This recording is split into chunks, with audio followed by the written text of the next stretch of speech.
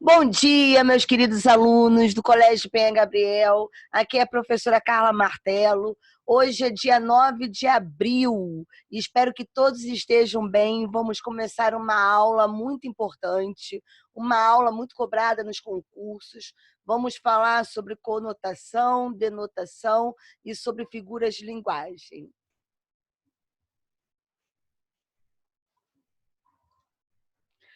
Conotação e denotação. Sentido conotativo é a linguagem que a palavra é utilizada em seu sentido figurado, subjetivo ou expressivo, a visão particular do autor, no sentido amplo da palavra. O sentido denotativo é a linguagem que a palavra é utilizada em seu sentido próprio, em seu sentido literal, original, real, objetivo. Vamos aos exemplos. Aquele homem é um cachorro. O cachorro da vizinha fugiu essa manhã. Quando eu falo aquele homem é um cachorro, vejam vocês que cachorro aí não é um animal. Eu estou ofendendo, né, a pessoa. Eu quero dizer que esse homem não presta, ele é um canalha, é um termo ofensivo. Então, a linguagem aí é uma linguagem conotativa, no sentido figurado. Já na frase, o cachorro da vizinha fugiu essa manhã, vejam vocês que a palavra cachorro está no seu sentido denotativo, no sentido de dicionário. Vamos lembrar que a professora Martello tem 3 cachorrinhas, hein? 3 cadelinhas lindas, Margot, Magali e Malala. Esta frase está no sentido real da palavra. O pelo desse gatinho é tão macio. Olha como ele é lindo, que gatinho. Eu tenho aqui, meus queridos, 2 imagens. Na primeira imagem, a palavra gatinho está no sentido o pelo desse gatinho é tão macio. Vejam vocês que é um gatinho, de verdade. Então, está no sentido real da palavra, sentido denotativo. Já na imagem abaixo, olha como ele é lindo, que gatinho, a linguagem está no sentido figurado. Eu quero dizer que esse rapaz aí, ele é muito fofo. Então, ele é um gatinho. Figuras de linguagem. A utilização das palavras em sentido figurado.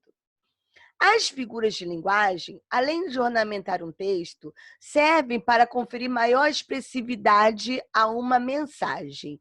Existem vários tipos de figuras de linguagem. Vamos começar com a comparação. Comparação é a forma explícita de comparar 2 ou mais seres usando as expressões comparativas, normalmente o como. Vejam vocês que as expressões comparativas, elas aparecem explicitamente. A professora Martello é bela como uma deusa. Meus queridos, eu estou me comparando a uma deusa. Olha o termo comparativo aí, ó, como ele aparece. Guilherme, essa é para você, hein? Guilherme é tão inteligente quanto um gênio. Estou comparando Guilherme com um gênio. E o termo comparativo aparece explícito. A metáfora não pode jamais, meus queridos, jamais pode ser confundida com a comparação. Por quê? Porque a metáfora é uma figura de linguagem que o termo comparativo é implícito. Então, vamos ao conceito. Metáfora. É muito comum haver confusão entre as figuras de palavras, comparação e metáfora. Apesar de ambas utilizarem uma analogia entre termos, elas são diferentes. Ambas utilizam uma comparação, mas são diferentes. Enquanto na metáfora ocorre uma comparação entre 2 termos de forma, olha a palavra-chave, implícita, na comparação, ela acontece de maneira explícita. Então, um exemplo de metáfora é: a professora Martello é uma flor. Eu estou querendo dizer aí que eu sou uma pessoa simpática, uma pessoa agradável, uma professora delicada. E se eu dissesse a professora Martello é como uma flor? Nesse caso, eu teria uma comparação. Metonímia. A metonímia é a troca de um nome por outro. A troca de um nome por outro para designar algo que mantém uma relação de proximidade. Existem vários tipos de metonímia. Primeiro, nós vamos falar do autor pela obra, a substituição do autor pela obra. Gosto de ler Machado de Assis. Isso significa dizer que eu gosto de ler os livros de Machado de Assis e não pegar o autor para lê-lo. Continente pelo conteúdo. Comi um prato de macarrão. Isso significa dizer que eu comi todo o macarrão que estava no prato. Instrumento pela pessoa que o utiliza. Os flashes o seguiam aonde fosse. No caso aí, eu estou substituindo o flash por fotógrafos. Os fotógrafos o seguiam aonde fosse. Singular pelo plural. A mulher conquistou o seu lugar. No caso aí, a mulher representa todas as mulheres. Todas as mulheres conquistaram o seu lugar. Temos também a marca pelo produto. Meu filho adora Danone. Sabemos que o Danone é o iogurte. Danone é a marca. Então, eu substituí a marca pelo produto. Posso dar um exemplo também quando eu digo lavei minha panela com Bombril. O Bombril também é uma marca. O lugar pelo produto. Meu avô usava um Panamá, chapéu do Panamá, parte pelo todo. Várias pernas passavam apressadamente. Pernas aí representam as pessoas. Várias pessoas passavam apressadamente. Aqui nós temos uma tirinha que vai servir de exemplo de uma metonímia, parte pelo todo. Meu pai tem 800 cabeças de gado. E o seu? O meu pai só tem um só tem um, mas ele está inteiro. Vejam vocês que meu pai tem 800 cabeças de gado, 800 cabeças de gado substitui a palavra bois. É a parte pelo todo, que serviu para dar humor à tirinha. Catacrese. A catacrese consiste no uso de uma palavra ou expressão que não descreve com a exatidão que se quer expressar, mas é adotada por não haver uma outra palavra apropriada. No lugar de uma palavra, usamos outra por não haver uma palavra apropriada. Ou a palavra apropriada não é de uso comum. Por exemplo, pé da mesa. Na frase, o pé da mesa estava quebrado, pé da mesa é um exemplo de catacrese. Eu vou chamar de quê? Ah, não tem um nome apropriado. Pé da mesa. Eu posso dizer que dente de alho, céu da boca, são exemplos também de catacrese. A professora Martelo fez uma prova que caiu um exemplo de catacrese. Foi a seguinte frase: vou embarcar no avião. Embarcar. Por falta de um nome próprio, foi usada uma outra palavra. Elipse acontece quando há omissão de um termo que pode ser subentendido no texto. Na minha estante, livros e discos antigos. Nesse exemplo, vimos que o termo que não aparece, deixa eu ver, na minha estante, livros e discos antigos. Qual termo está subentendido? Acertou quem disse: há livros e discos antigos, existem livros e discos antigos. Então, é a omissão de um termo quando ele é facilmente compreendido aí. Observação: não confundam a elipse com zeugma. Por quê? A elipse de um termo anteriormente expresso recebe o nome de zeugma. Como assim, professora? Ele preferia refrigerante, ela preferia refrigerante, ele suco. Vejam vocês que na primeira oração aparece o verbo preferir. E na segunda não aparece. Foi dito antes e depois omitido. Então, quando A elipse de um termo anteriormente expresso recebe o nome de zeugma, ou seja, foi dito antes e omitido depois. Pleonasmo consiste na repetição de um termo da oração a fim de enfatizar uma ideia. Elo de ligação. Meus queridos, se é um elo, é lógico que é de ligação. Subir para cima, descer para baixo, hemorragia de sangue, são exemplos de pleonasmo. Sai para fora. Serviu para enfatizar uma ideia. A antítese é uma figura que acontece por meio da aproximação de palavras com sentidos opostos. Palavras de sentidos opostos. Vejamos o exemplo. O ódio e o amor andam de mãos dadas. Quais são as palavras de sentidos opostos? Deixa eu ver. Ódio, amor. Então, ocorreu aí antítese. Ironia. A ironia consiste no uso de uma expressão pela qual dizemos o contrário do que pensamos, com uma intenção sarcástica, uma intenção debochada. Vejamos o exemplo. Que pessoa educada entrou sem cumprimentar ninguém?